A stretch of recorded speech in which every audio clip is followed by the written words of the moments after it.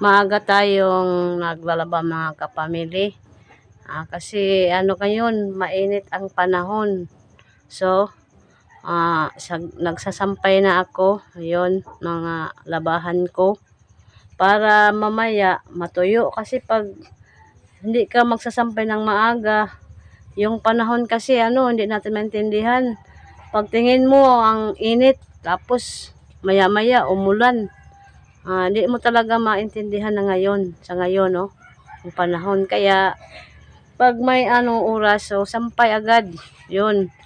Inuuna ko sa talaga pagsampay. Yung iba, yung sa huli na lang pagkatapos ko sampay. Konti lang yung labahan ko. Yung mga hinuhubad namin. Mas maigi kasi yung labahan agad, para konti lang. Kasi mahirap pag marami na. Nakakapagod. Sakit pa sa likod, kung maraming labahan. Yun kasi ang yung paglalaba kasi, mahirap. Hindi basta-basta maglaba. Sakit sa pangangatawan. Lalo na pag marami na. Maigi pag kunti lang kasi madali lang pag sampay. Yun, pagkatapos nito, tapusin ko rin ang pagwawalis. Shout out nga pala sa sa mga mga viewers, subscribers. Shout out kay Ma'am Sara Doblois from Davao del Norte. Kang Sir Nelmer Montais andyan sa Maynila. Kay Ma'am Reby Vlog. Kay Ma'am Jik Idora. Mangyan sa Uman. Salamat sa pagbisita, sana andyan kayo sa mabuting pangangatawan. So, ito, magwawalis na ako. Tapusin ko para matapos na yung pagwawalis ko. Kasi si nanay nagtatawag na, nakakain na daw kami ng agahan namin kasi gutom na rin, magutom na. Anong oras na ba ngayon? Maglapit na alas 8. So, gusto nang kumain, Kaya binibilisan ko na pagwawalis para matapos, kumusta nga pala sa mga OFW, mag-ingat kayo lagi dyan sa pangangatawan nyo. Kasi yung katawan natin, yung puhunan natin, paano kung magkasakit tayo, di na tayo makapagtrabaho. So, ingat-ingat. At kung basa yung nyo, mga likod, yung damit, magbihis kasi importante yun.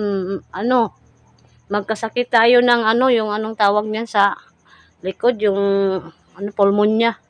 Pulmonya ba yun? So, ingatan natin yung sarili natin. At saka, kumusta nga pala sa kapatid ko, andyan sa Maynila. Yung anak niya na ospital, si Kenneth. Kenneth Doblois, pagaling ka dyan. Net, ingat-ingat ka lagi sa trabaho mo kasi nagtrabaho to sa call center. So, na-confine siya noong Monday. So, magpagaling ka, Net, Ingat. Ingatan mo yung sarili mo para pag magaling ka, si Ining, may sadya sa akin, kaso lang nahihiya siya. Ano kaya yung niya sasabihin sa akin? So, ingat ka lagi dyan, Kenneth, sa mo, pangangatawan. Kasi mahirap na pag magkasakit. So, importante yung katawan natin, ingatan natin. Kasi kung pag nagtatrabaho tayo sa sa kumpanya kung saan, so mahirap na, di tayo makapagtrabaho. Tapos yung pagkain natin, hirap na ngayong panahon, Hindi na natin maintindihan ang panahon ngayon, mainit. So, lalo na doon sa Maynila, ang init talaga. Kaliligo mo lang, tapos pinapawisan ka na. Hindi mo talaga intindihan ngayon. So, sa lahat ng mga diyan sa ibang bansa, so mag-ingat tayo sa mga gawain natin. Ayun. Kapit na matapos. Salamat sa inyong panonood. Sana andyan kayo sa mabuting